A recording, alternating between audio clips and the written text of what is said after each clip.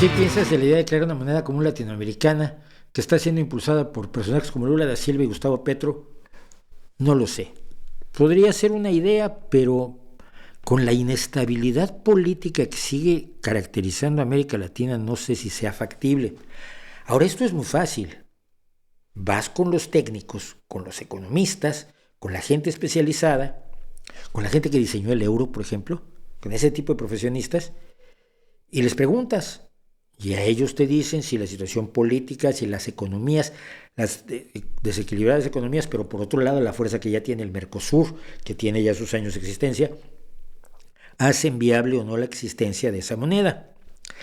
Lo que no debes hacer es llamar a Juan Carlos Monedero, que nunca había hecho esto, pero que cuando le soltaron varios decenas de miles de dólares desde Venezuela, la historia era que porque los había estado asesorando para hacer una nueva moneda, que es como si me ponen a mí a asesorar para hacer un reactor nuclear, no tengo idea.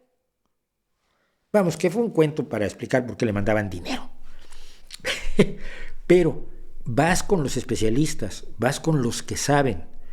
La idea, viniendo de Lula, me la tomo un poco más en serio que si viniera de otros espacios del espectro político latinoamericano. Lula está asociado a la izquierda boba, pero nunca ha sido bobo. Y en su accionar político y en el accionar de sus dos mandatos presidenciales, porque ya ganó 2 veces la presidencia y esta fue la tercera, no hizo lo que hicieron los tontos.